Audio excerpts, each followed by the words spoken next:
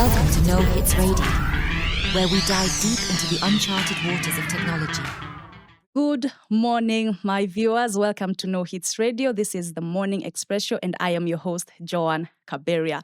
And just before I begin, if you've missed the previous episode we have done, you can always visit our page, No Hits Radio on YouTube, and get to see the interviews we have done on the finance sector with Hartnell Ndungi, the Chief Data Officer of ABSA Group, and the health sector with Geoffrey Gitagia, Group IT Manager of Avenue Healthcare Group. If you missed those interviews, please go catch it up. And today we are switching gears to yet a fascinating sector, the hospitality sector. I have a guest with me. She will introduce herself. Please take it away. Good morning. My name is Deborah Mutungi. I'm the Group IT Manager, Sarova Hotels, and happy to be in studio today. Thank you for having me, Joan. Thank you for honoring our invite. I really appreciate it. So how are you? I'm great and loving it. Thank you. It's a beautiful Monday. The sun is out. I know. I really hope you had a really wonderful weekend. Well, yes, it was tiring. I had a lot of things that were running, but yes, it was interesting. I got to rest a bit, at least, yes. That's awesome. I'm starting the week on a high note as well. Yes. So not bad. And just to kick things off, I'm happy to see you here. Happy Valentine's in advance. Thank you. All right. So we have, just for context, we have had a conversation with Deborah. So we are not going to dig deep in who she really is. We did an interview. We covered her profile and her career growth on a magazine, on CIO magazine. And you can find it here you can grab your copy on www.cioafrica.co. And so today we're just going to explore the future of hospitality technology. And to kick things off, Deborah, so this is a fresh year. It's a new year. And we're expecting new things, and I'm looking forward to Industry 5.0. And maybe in regards to that, you can tell us, from our previous conversation, you talked about sustainability, and Industry 5.0 is all about merging the human ingenuity and advanced technologies to, create human-centered approach and sustainable environment. And you talked about having wooden keycards, and I found that really beautiful. From plastic to a wooden keycard, wonderful aesthetic. So what else are we expecting in regards to Industry 5.0 in sustainability aside from the wooden keycards? Fantastic. Now, one of the things that I would say is I'm glad that we are here. Industry 5.0 brings a lot of opportunity. And it's just because we are now out of the fact that we are thinking of robotics all the time. So we are bringing in the human factor. So how are we doing that? So there's the wooden key cards in the hospitality. That was one of the things that we are very proud of. And of course, we are working under the statement that we do not have a planet B. Mm-hmm. And so we have to make sure that we take care of the planet that we have currently, make sure that we have measures that will just ensure that all that we do is geared towards having a sustainable future. Now, that said, some of the other things that we are doing currently and we are pushing on for this year 2025 is how are we disposing our e-waste? Because we have a lot of e-waste. So what happens is we have a gap of 5 years where we invest in technology and then we have to dispose that. And that happens to be one of those years, 2025, that is it for us. And so we have also partnered with an e-waste disposal company, a safe e-waste disposal company that has put measures in place on how to dispose the e-waste safely. And that gives us a lot of pride because we know every e-waste that we release out of our environment then does not go to, mess up the environment in any way. And the other thing that we are doing is also we have a lot of solar systems coming up. And we have seen that save power by 20% in the past 1 year. One of the things that we have done is made sure that we are using the solar panels to substitute the electricity to a certain level for all the running equipment, water heating system. So we are making sure that we are using sustainable measures to make sure that we heat our waters, we heat our water, we make sure that our staff understand what it means by making sure that the electricity is well saved in the environment. And more so now coming to tech, we are redoing our server rooms. And I've had this discussion with a lot of IT people in the industry that we are redoing our server rooms to make sure that they are incorporating sustainability, just making sure that we are saving the power. We do not have servers that are old, archaic, that they are wasting a lot of electricity. So it's a joint effort. We are doing a lot with our engineering team to make sure that there's a lot of sustainability put in every innovation that we are putting in place. Okay, and the wooden keycards, is it everyone in the hotel room? Do they have it, or is just a sector of, or you're yet to advance it to everyone? We have actually advanced it to everyone. We, however, have some of our lodges that are not on electronic keycards. Those are the only ones that we've not put up in the wooden. But the wooden keycards are in place. And the good thing is they can do both magnetic, what we call magnetic locks, and their RFID locks. So you can use it diversely over across all our hotels. RFID, what's RFID? Simplify it for listeners. So it's for our listeners, that is just the keys. So we had magnetic where you had to insert the key and it had a magnetic strip to open as the sensor to open the locks. But now RFID is the sensor is inbuilt and it's just a touch. You touch the lock and the door opens. So that is simply what RFID locks mean. And that is what we are using for most of our hotels currently. All right. Yes. And, in regards to Industry 5.0, it's all about advanced technologies. And in a previous interview I did, Hartnell mentioned agentic AI, and it got me thinking. I did research on it, and it said it is autonomous agents that do not need human intervention to operate, like robotics and autonomous vehicles, like the self-driven cars. So in regards to the hospitality industry, what autonomous agents are you hoping to, deploy or adopt, embrace? Looking at what we have in place and the efficiencies that we have to create. Now, agentic AI is coming in very strongly for the hospitality industry. And one of the things that I'm looking at from the top of mind and what we've been exploring is we offer minibars in most of our rooms. And what minibars means is just a small fridge that has refreshments and probably chocolates for you to have on the go or when you're working from your room. And so replenishing that is done by humans. Like you have to send a waiter to the room to do a replenishment. But looking at where we are going, we have ways of having the minibars fitted with chips that you can know when the items have been utilized in the minibar. And so we have a replenishing agent that can be able to deliver the things, whatever items that you need to replenish in the room. And so all that needs to be done is the agent goes to the store, they have a store, a disposed store where they can pick the items and they are replenished in the room. And so when the guest comes in, they'll never get to know whether a human did the replenishment or technology did the work for them. And you see that just creates efficiencies, make sure that we cut on a lot of expenses that come in between human capital. Okay, and it just got me thinking, for the bars to do you mentioned something. So is it going to be like live robots, some machines shaking your cocktail? Well, that is a big technology that has come in. And funny enough, I saw it more than 5 years ago.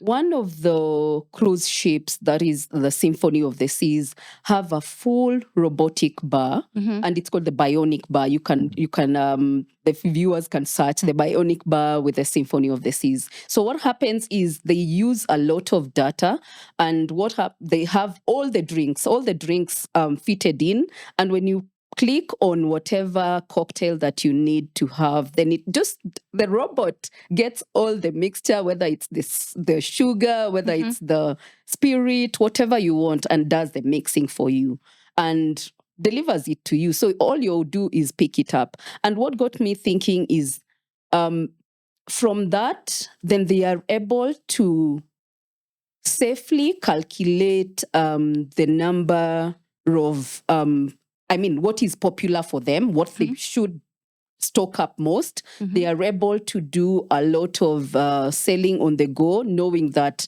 by the time we get to our next destination, then we need to have a lot of top-ups on this particular item. So it helps them in also doing their market research, understanding what in the market needs to be improved, what in the market needs to be sorted. And it's such an interesting thing. It's an interesting thing. So robotics, yes. You need to have some robots, in this case, deliver the drinks to the room. But yes, we are looking at a time in the near future where we will have a full-fledged bar that is robotic. And I'm thinking, what are the risks to this robotics? We hear that AI hallucinates and all that. And then you ask it to make it like, say, maybe a margarita. And it actually prepares poison for you. I believe what you have, so we will not have poison in the bar, of course. Safe measures have to be put in place. And this now brings in the human factor into it. What have you used to train it? What information have you used to train it, and what safeguards have been put in place?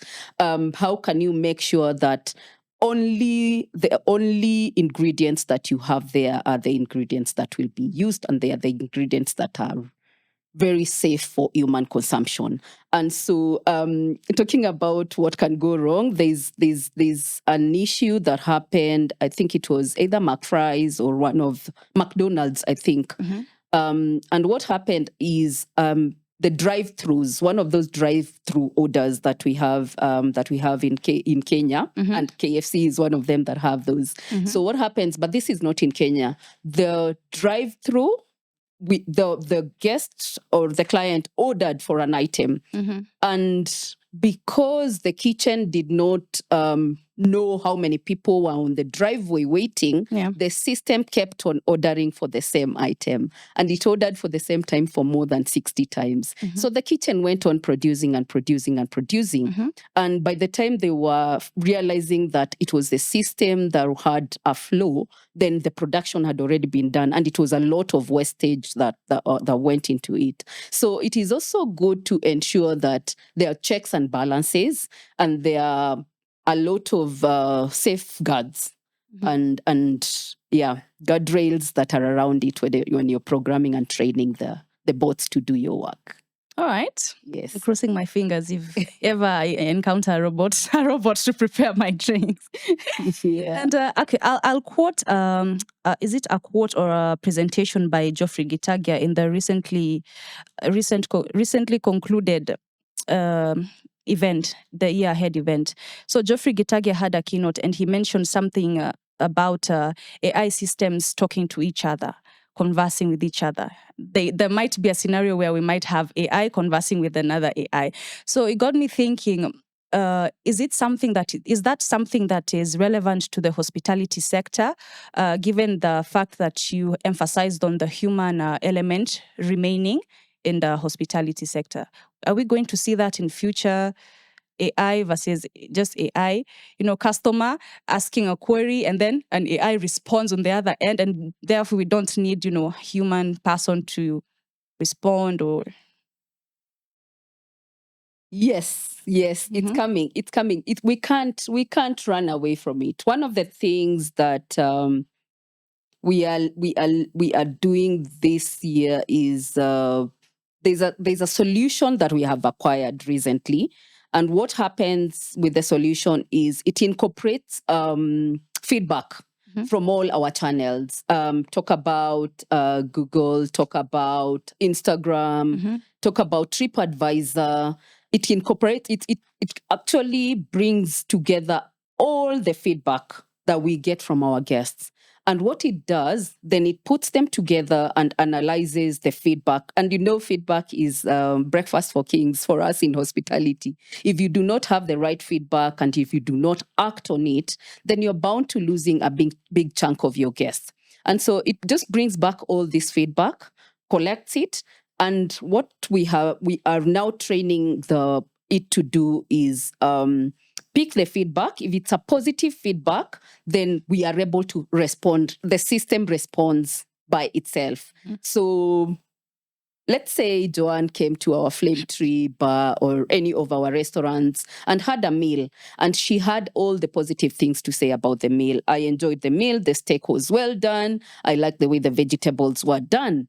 And so what the system will do is it will pick that feedback and curate an answer to it. So it goes back and says, thank you, Joanne, for having lunch with us today. We are happy you enjoyed your meal. We always endeavor to have the best steaks, and we are happy that we served exactly that. And so it does that behind, we have trained it as much to understand that this is the response that we will give Joanne when she has a nice steak. And that will keep on going depending on whichever meal that you have had. And that is just interesting because I don't need then someone, a physical person to sit back and analyze my feedback to be able to know how I'm doing. Same thing happens when you have a negative feedback. So it will pick up that negative feedback and analyze it. Then it will draft a response. However, it will not post that response until someone checks and makes sure that that response is the right response. Because you also need to be sure that whatever you're sending out there to the guest is the right response. So we are training it day by day to just make sure that we don't need to respond, to be there to respond promptly. There is an agent behind that is responding to our guest feedback. And if it's a feedback that needs action from, let's say, our housekeeping team, I need my beddings changed today, for instance, then a trigger is sent to the housekeeping team to be able to do that. But in the front run, the guest does not see any human intervention in it. There is a lot of machine-to-machine conversations that still help us improve our service to our guests and our efficiencies. Okay. Yeah. So that gets me thinking again. Even if you stress on the human element in the hospitality sector, I still believe AI is going to replace some of them. Whether we like it or not. Because I saw a video recently. It's a hotel in Vegas. And you mentioned in your hotel, there's actually a hotel that, a room that serves a butler. Yes. But Las Vegas has an e-butler. I mean, whether we like it or not, some people are going home, sadly. Well, that is. Do you think that? Yes, that is very true. And there is a hotel currently in Kenya. There's actually a hotel in Kilimani that is really using robots to do service. No kidding. Yes, there's a hotel in Kilimani. I'll get the name of the hotel probably and share later. But they are using robots to do service. However, I would say, in my view and in my experience currently, that is, we will be preparing for a generation that is coming 2 years, 3 years to come. And that is, of course, our Gen Zs. Currently, we have the millennials, those people who like coming to the reception and they're like, good morning, Joanne. How are you? Thank you for having us here. Like, it's a very chatty generation. However, we are seeing a generation that is coming up in the next 2 or 3 years.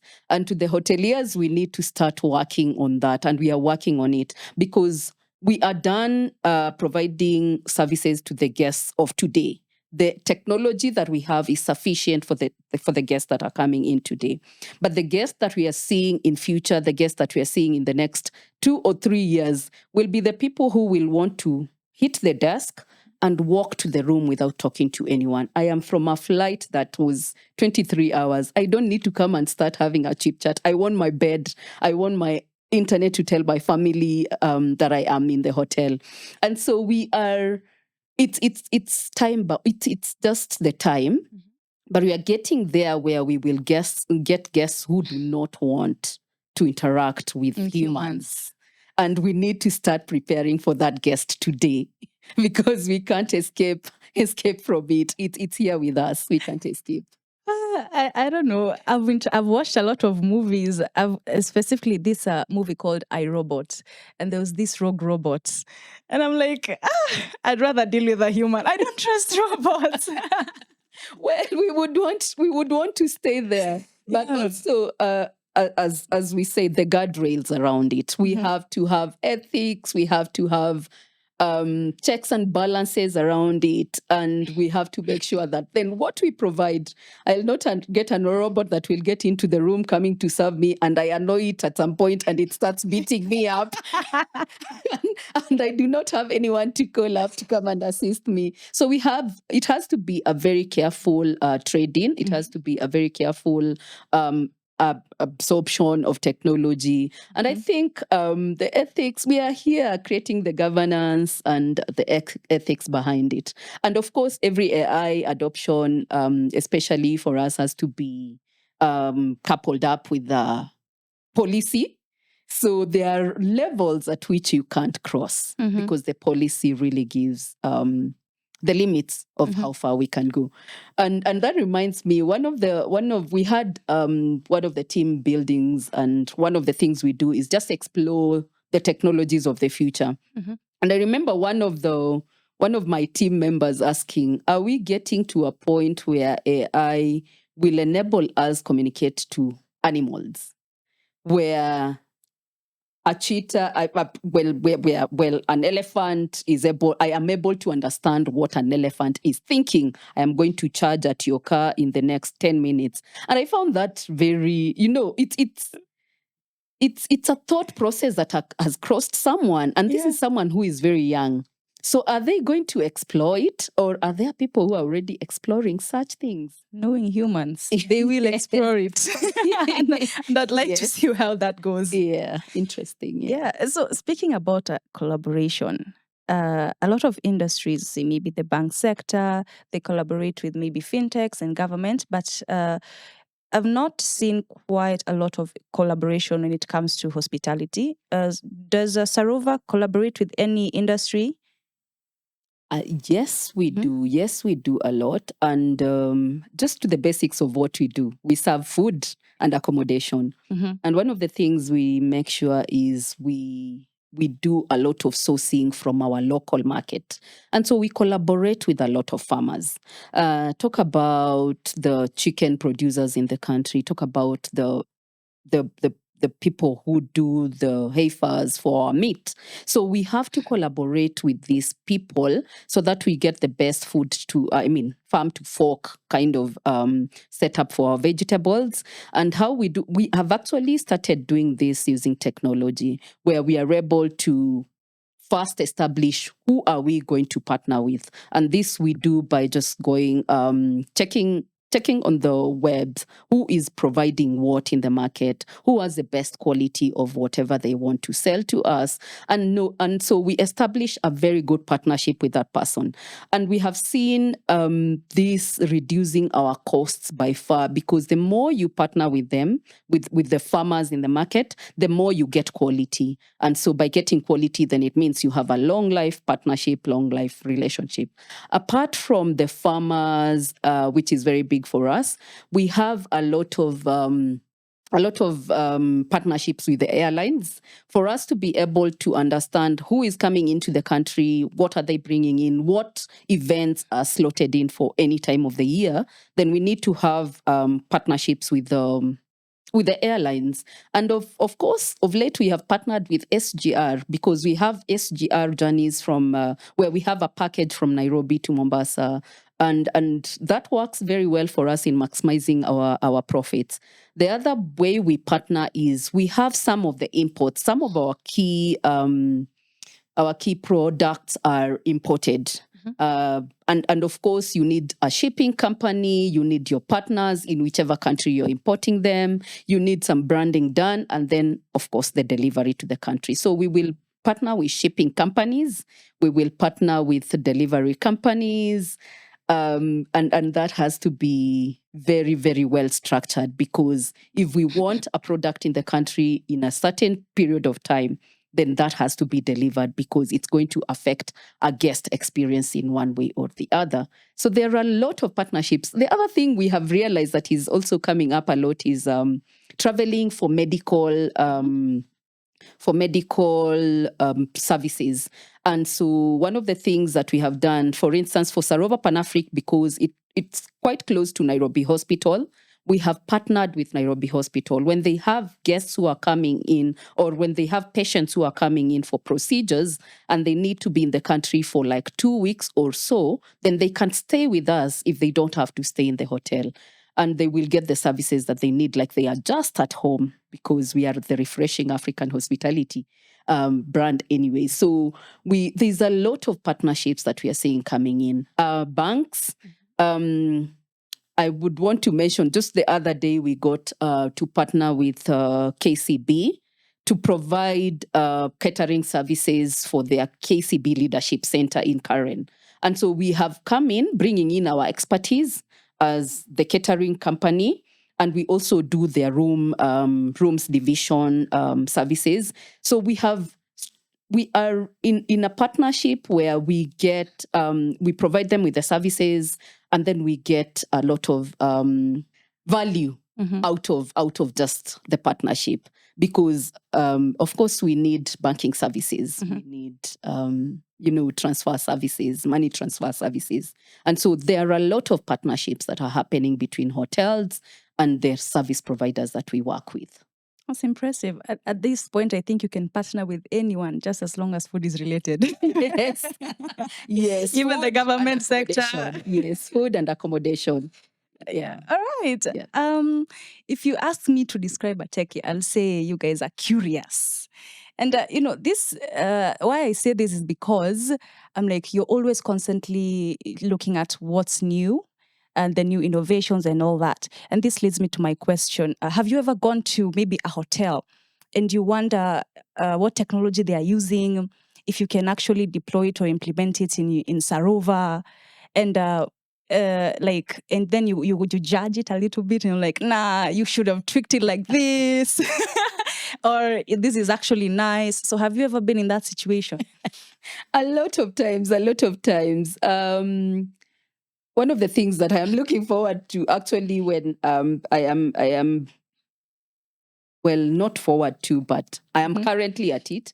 I travel for tech. Yeah. And most of the times when I'm choosing a place to stay in, I will also start looking at what technology will I find in place, what are the things that will be interesting. Because again, statistics show that 65% of the guests who travel want to find better experiences in the hotels that they stay in than they have at home.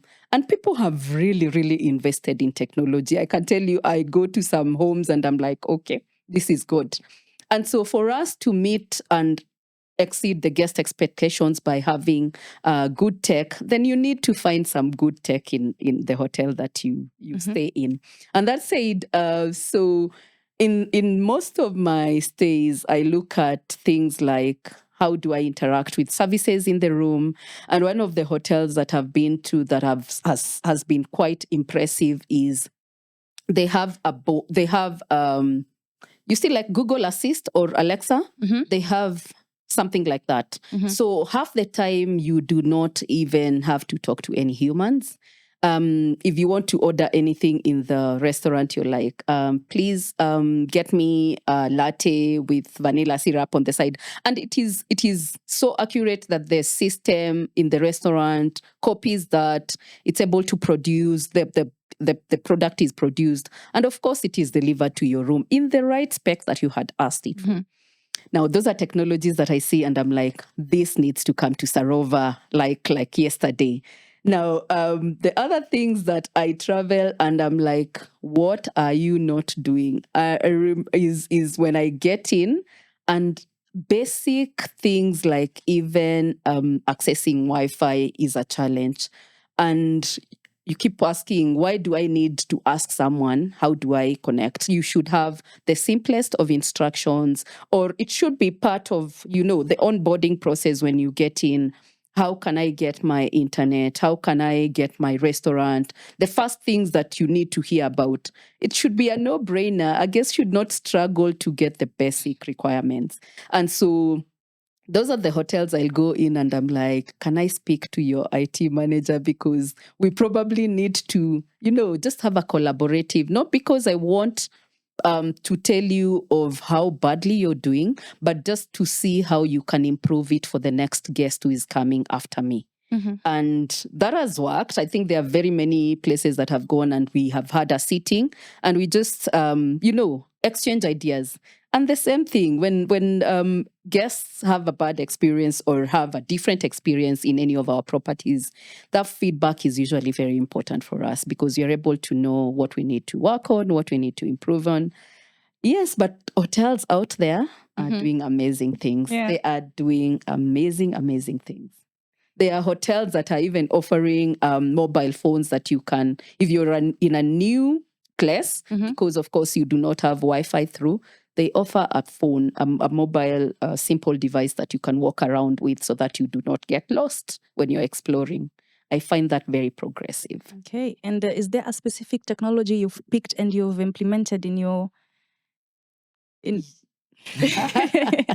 your hotel? Yes. And that is I remember we were having a discussion on how easy a meeting experience can be, because I do not want to come into a meeting room and I have one person dealing with AV, one person is checking on the sound. And I mean, there's just a lot of people around me. If I can just walk into a meeting room and everything is there, just, I have a dongle that I can insert onto my laptop and, all my presentation is well sorted. Sound is already preset.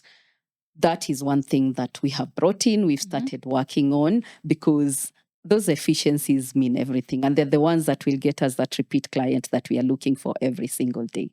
Okay. Yeah. And I've seen Airbnbs coming up, and I think it's quite of a competition for the hotels, because you can get just the same services, room services, food, and all catering services. So how is the competition coming up? Let me just exclaim first, because it's real. It's real. Some of our, for instance, let's look at places like Nakuru, where we have a lot of companies or government entities, let me just say that, going for their conferences, team buildings, and all that. What happens is with per diem, I can decide where to stay and where I will attend the meeting. So we will see our conferencing and food and beverage revenues grow. However, we are getting a big issue with our accommodation. Yeah. Because I can decide to get a B&B that is near Sarova Woodlands, for instance. I will stay there. I will have my meals. Anyway, the meals are part of the conferencing package. I will have my meals at Sarova Woodlands, and I will sleep at the Airbnb. So it's real. The competition is real. What we are doing is just making sure that we are providing the best of services. Of course, the service that you will get at an Airbnb is not the same service you will get at a hotel. Debatable, depends on what you're looking for. But hotels are getting, the competition is stiff for sure. Airbnbs are getting a big chunk of the accommodation, while we as hotels are getting a big chunk of the food and beverage bit. And so, yeah, we are looking at what are the partnerships that we can have just to make sure that we do not lose on everything, or we still have a niche. And that is there. We have a niche that will always stay in hotels because of the efficiencies that are there, because of the fact that you would not have to walk out to look for a meal or have to self-cater for yourself. Not because I'm a hotelier, but I would think twice about Airbnb whenever I travel. I just want to wake up, walk into a restaurant, have my breakfast, go back to the room whenever I want to. Yeah. And so it also depends on what kind of a traveler you are. Yeah. And actually, I've had Airbnbers say that hotels have hidden charges. Is that true? You're there, you're being told the room is 5,000, and then when you're going to pay, it's 7,000. Like, where is this coming from? No. Is that true? Well, we ensure that the communication is end to end. And probably the hotels that we are talking about are not the 3 stars and above that we have, because even on our booking page, you get all details, whether you're booking for a B&B bed and breakfast, whether you're looking for breakfast half board, that is breakfast and lunch or dinner, or it's full board, you will always get all this information. And one thing we do when you check in the hotel, when we are making sure that you're settling in, then we also tell you, Joanne, you have booked on a rate that includes bed and breakfast. So you will pay for your lunch, you will pay for your meals, you will pay for your any extras that you face, and that is laundry, that is anything that you do other than just sleeping. And so, no, there are no hidden costs. We make sure we communicate everything. So that is maybe for Sarova. Yes, for Sarova, we communicate. We are an open book with the services that we will give you and whatever you have booked for. Yeah. So there are no gray areas for us. We make sure that we even tell you, if you want to upgrade your room, this is the rate that you're going to upgrade it at. Yeah. Okay. I'll take your word for it. So now book with us, or check with our guests. They are happy. Right? Yes. Before we go for a break, I would like you to touch on security, data security with AI. How do you use AI or leverage on AI to protect customer data? Interesting. Yeah. And very critical for us. So currently, what we are doing is a lot behind data security. And for us as Sarova Hotels, it's so serious that we have a fully fledged department on cybersecurity. And what they do is just explore and see what are the right tools that we need to have in place to be able to ensure that all our guest data is well taken care of. And this is including data protection, making sure that every other certification that we need to have on data protection is well in place. But that said, we get a lot of threats. I kid you not, we get more than 200,000 threats checking in every day. And so we have to use tools that incorporate AI, because if I had 200,000 people trying to get into my environment, physical people, then I would just let them get in, and disappear myself. So what we have to do is make sure that we have tools in place that can be able to monitor and classify all those threats accordingly. What is high risk? What can be mitigated immediately, what needs to be quarantined for a number of hours as we look through to just see if it has any effect on the environment. And that has made us just know that we are on the move, like we are bound to experience any of these breaches. And so we have safeguards, we have layers and layers of security, we have trainings that are done, because of course the humans can be your weakest links. So we have ongoing trainings. And very interesting, last year we started introduced certifications for the people who do very well with cybersecurity, our safeguarding guest data, and we've seen it grow. There's a lot of competition in terms of how can I make sure that guest data is well protected? How can I make sure that no information that belongs to a guest lands on the wrong table? Or how do I make sure that the guest information that is only visible to the front office team is the only information that they get? Anything else that is not supposed to go to finance does not get to finance. And so there's a lot of policies, a lot of matrix in terms of rights matrix, in terms of just ensuring that everyone knows their role and what it entails in terms of handling guest data. Can you imagine how hectic that can be? Because you guys collect data in and out throughout. It's a lot of work, Yeah. but we are ensuring that every loose knot is tied up. All right. Yes. So just out of curiosity, Yes. we're almost going on a break. I was being dropped in town the other day, and someone said, "Drop her at Sarova," and I'm like, "What are you saying?" And they meant Stanley Sarova. Is Yes. that your branch? Yes. Imagine this. So Sarova. I didn't know. I knew that hotel is just Stanley because the Sarova is like in small cups. It's because Yeah. the Stanley has been here since 1902. Mm-hmm. And for some reason, it's our flagship brand. Mm-hmm. But the Stanley, because of the things, we hosted Queen Elizabeth. Mm-hmm. There's a lot of history to that hotel. Mm-hmm. And so people just know it as the Stanley. Oh. However, it is part of Sarova. It's part of our flagship brand. It's an amazing brand because of the Victorian and the history that comes with it. And we have a lot of other hotels. We have 8 other hotels. Mm-hmm. We have Sarova White Sands in Mombasa. Mm-hmm. We have Sarova Panafric in Nairobi. So we have 2 hotels in Nairobi, Sarova Panafric and Sarova Stanley. Mm-hmm. We have Sarova Woodlands in Nakuru and Sarova Lion Hill as well in the Nakuru National Park. We have Sarova Shaba in Samburu. Then we have Sarova Mara, which is an amazing brand Mm-hmm. that we take pride in.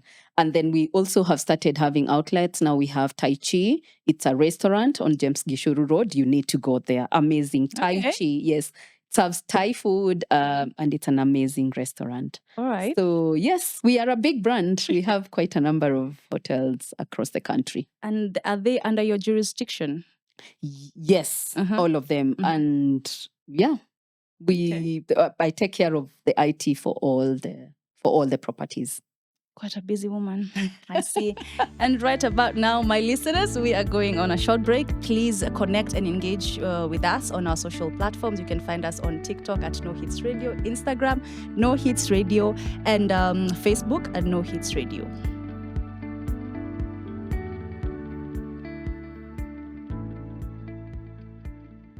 And welcome back to No Hits Radio. And just in case you're tuning in, we've been having an incredibly engaging conversation with Deborah from Sarova Panafric Hotel and Resorts.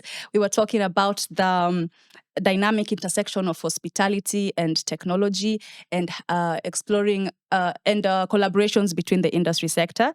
And just to move on, before we move on, please don't forget to engage and connect with us. Drop a feedback, share your comments, your feedbacks, and follow us on our social media. You can find us on our social platforms on No Hits Radio on TikTok and Instagram, No Hits Radio, Facebook, No Hits Radio. So just to move on, Deborah, last time on our previous interview, I asked you a question on the misconceptions that people have with techies when it comes to techies, and you said people think techies are boring, and you debunked that. Mm-hmm. So today is what misconceptions do people have about hospitality? Oh wow. Hospitality misconceptions. Yeah.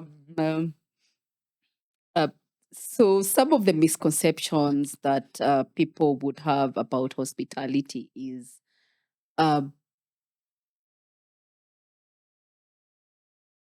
how do I say this without it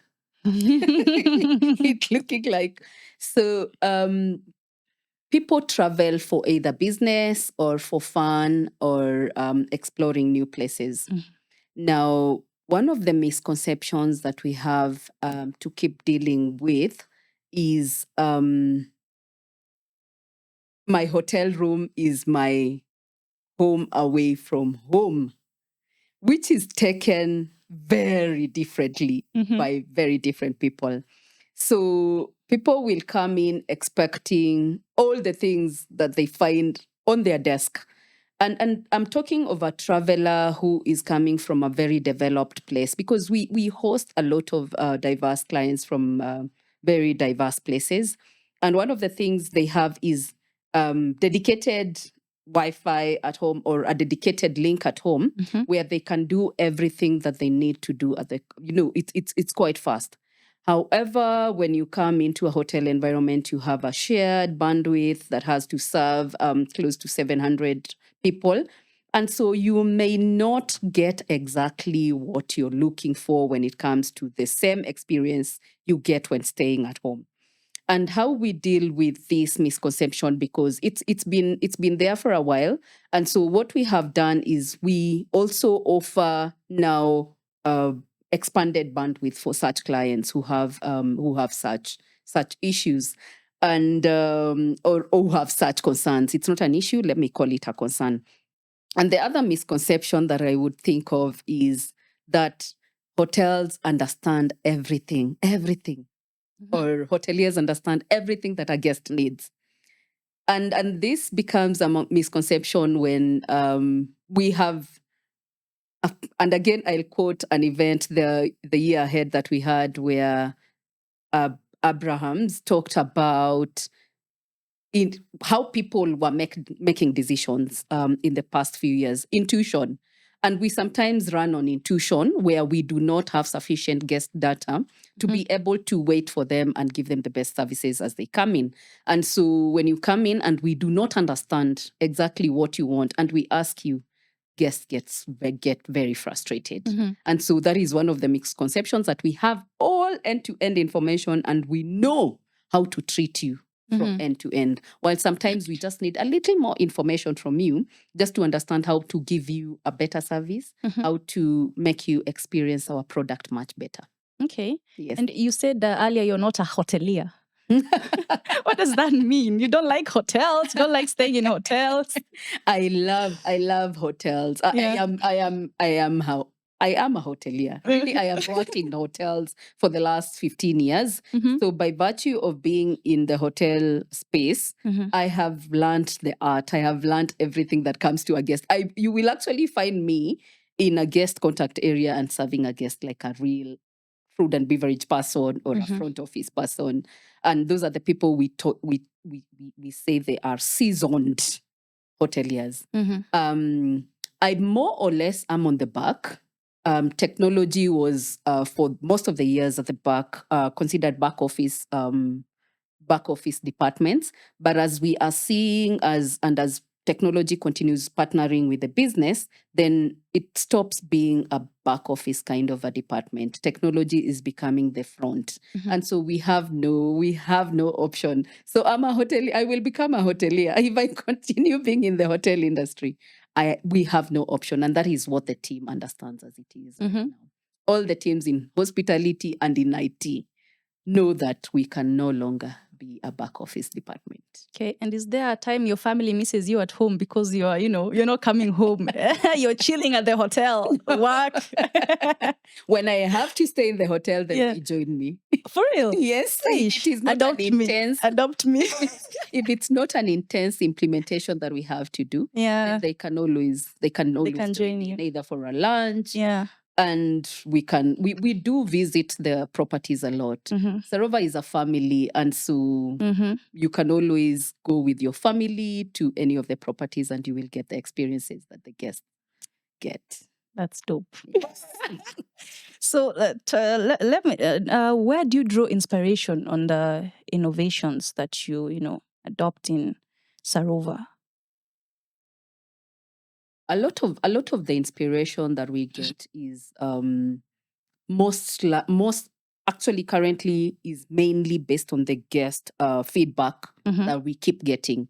So we are switching from being an intuitive kind of business to a data-driven organization, fully, like where we have all the data that we have. And we have a lot of data. As you had said earlier, we collect a lot of data. And so we are using this data a lot to curate products that really fit the kind of clientele that we are getting. Mm-hmm. And so that is one of the things that we are very keen on doing, and doing it pretty well, so that by the time you get in the hotel, I actually understand you before Mm-hmm. you get in the hotel. Mm-hmm. And it's just because I have integrated all my solutions to be able to understand who my guests are, what they want, and what they want, what the kind of services that they want when they get to the hotel. Yeah. Yeah. So again, on videos that I've seen, a lot of hotels are into biometrics, facial recognitions, Internet of Things. And have you adopted that, or you're looking to adopt that in future? And if you have there been any pushbacks when it comes to privacy concerns from the customers? So it's a technology that we are looking at, and I think one of the best that I saw is, and what I'm looking at is what the Dubai airport has done. So if you're a frequent client or a frequent flyer, then you don't have to go to the desk for the immigration team to take an image of you. Mhm. There's a gate, there's a smart gate that you walk through. And I think it's been talked about a lot in the innovations that have been coming on. So I'm looking at my repeat guests, because we thrive on repeat business. I'm looking at my repeat guests just walking in. There is a smart gate that they can, if you're a frequent stayer with Sarova Hotels, just walking through the smart gate, we will recognize you. If there's a trigger that needs to be passed, it will be passed. And then you just walk in and you go to the room direct without having to pass by any desk, because you have pre-checked in. Mhm. Your key has already been programmed onto your phone. So you're using your phone to open your room. Mhm. And all other briefing is on the TV. Like when you get in, welcome Deborah to Sarova White Sands. Your stay is on bed and breakfast. So all those details are well articulated, and it's because of use of smart technology. Yeah. Yeah. And do you have a smart room at Sarova? Not just the biometrics, or like closed curtain, open sesame. Do you have that? Not yet. We've not adopted that. That is with the technology we are going to have with. So there are a lot of things that are coming up that are on the pipeline, Mhm. and those are the kind of technologies that we are looking at. So one of the things I'm happy with is because technology is now part of the table.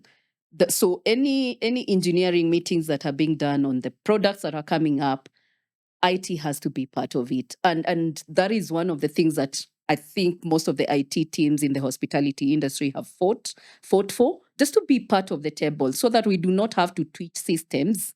At the end of it, they have already been implemented, and I'm here saying, I want smart technology in this. I want predictive analysis in this. I'm part of it even before it starts. Mhm. And that has started happening. The leadership is for it. So we are happy we are getting a seat on the table. Mhm. And thanks to some forums like the CIO 100, Mhm. who have made it very clear to the industries that you cannot do without IT, and Mhm. technology has to be a partner to the business. Yeah. So we are happy. And that's why we will keep partnering with the X5. All right. Karibu sana. So actually, I've been wondering how this biometrics and face recognition work. Because I'm thinking of this scenario. Someone has as a lock, to unlock their room, they are using face recognition as the only lock and key. And you imagine maybe that person is likes causing chaos, has gone to the bar and he's got his face battered. And now you're going to use that face to open your room, and then you can't access your room because your face is not facing. So do you have options like put your face, back it up with your fingerprint, and also back it up with your phone? How do they? I know you have not implemented it yet, but maybe you have a gist of how it works. Because I will opt for everything. Because my phone, I believe that actually you can ruin your fingerprints and cannot give you access to Because for instance, my dad works a lot with wood and glue. So he messes up with his fingerprints. Now imagine he uses that to open and then he declines. So because of that, I actually have a lot of fingers to open my phone just in case one gets. So yeah, in regards to that, do you have those options at a go or just one? And then if you don't enter your room, hiyo ni shida yako. John, you watch too many movies. I think you have watched too many movies. It happens. Yeah, but those are experiences that you have. So we have to have, if it's face recognition, then you have to have a backup. Can I still give you my wooden key cards and you're able to open the room in case your face is battered for any reasons that we may think of.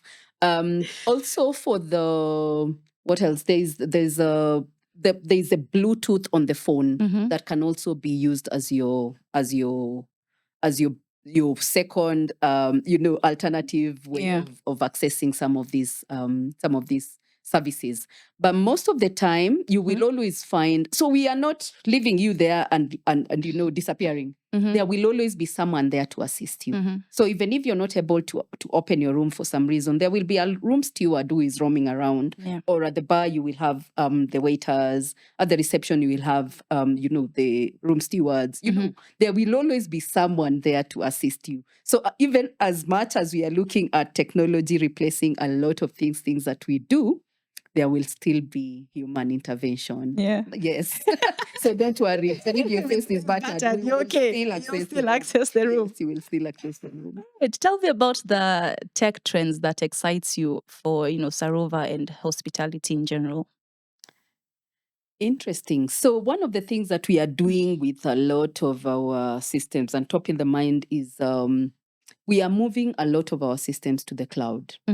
And why we are doing cloud is because of the opportunity that is there. Being a group and being most of the hotels are chain hotels, then I want to have a very well-engineered journey for my guests. That is what we call the guest journey. From the time they make a booking to the time they get into the hotel to the time they get their services.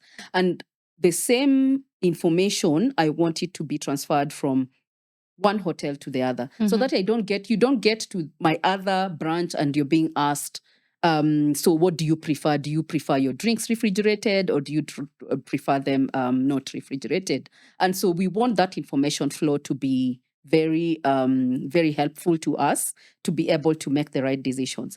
Predictive analysis. I want to know you before you get to my hotel. That will just help me understand you, interact with you better, be able to offer you with the best services. And so when I look at going to the cloud, then edge computing comes in. One of the things that we do as hospitality is we are a 24-hour, 7 days a week kind of economy. And so if there is any lapse in terms of providing a check-in process, like if it's slowed down, then that becomes an issue. So if I can have Oracle, because we have a lot of our systems running on Oracle, having, a space in Kenya or somewhere where we know we don't have to go to Europe or South Africa and all that, then that will make work very easy for us and it will increase our efficiencies and the guest experience will be just as we envision it to be. Then AI, our baby of AI. course. Yes, AI. We cannot have a conversation without AI. AI has the greatest opportunity in hospitality. Some of the easy things that can be done using AI, then they will transition to AI. And we have started seeing them transitioning to AI. As I told you, most of our feedback will be now handled by AI. And most of our consolidation of the calls that come in. So we are partnering with some call center agents to be able to even, consolidate all the calls, check on the tone of the person who is responding to the guest. Is it helping the business become better? Is it helping the business lose business? Is it causing the business to lose business? And so AI will come in a big way to increase guest efficiencies, to increase guest experiences. And guest experience is very key for us. Like if a guest walks in, then they have to walk in feeling like I had an amazing time. And so if that is not what we are offering them, then that will make us lose a lot on the clients that we have. And most of all, also because AI will help us with our supply chain in terms of reducing wastage, in terms of making sure that the production journey is well engineered, then AI will help us with that. And we have already identified tools that can help us with that, and we are happy to implement them. So those 4 technologies will be a game changer in 2025 for the hospitality industry. All right. Yes. And lastly, if I'm looking to travel or go on a vacation, I always opt for booking.com. Are you guys on booking.com? 100%. And besides even booking.com, if you go to the Sarova website, sarovahotels.com, you can actually book a room directly from there. And you will have a very seamless experience because you will even have a virtual tour of the rooms. You'll be able to see an image of the kind of room that you want to book. And you can even upgrade based on what you want to travel for. So yes, we are partners with booking.com, a happy partnership. And we also have our booking engine through our website. Okay. Yes. Nice. Any passing shots as we wind up and close the session? This has been interesting. I think I keep learning, and these are some of the sessions that I really like being part of. But one of the things that I will say, and this goes to all my peers in the industry, let's embrace technology because it will increase our efficiencies and also our return on investment will keep growing. And to DX5, you are doing a great job in ensuring that all the sectors are well represented, and we are happy to work with you. Thank you for having me, Joan. Thank you for coming. And guys, we have come to the end of our show. And that was Deborah Musembi. You have, how many names do you have? Deborah, Mutungi, Ngina, Musembi. So Musembi is my husband and Mutungi is my father. All of them are my names. All of them are her names. That has been Deborah from Sarova Panafric. She is the group IT manager. And yes, where can we find you, Deborah? Just in case they have questions about Sarova and they want a one-on-one. Familiarity is actually. Yes, so I sit at Sarova Panafric on Valley Road. That is opposite the Integrity Center. And Joanne has been saying Sarova Panafric Hotels. It's Sarova Hotels and Resorts.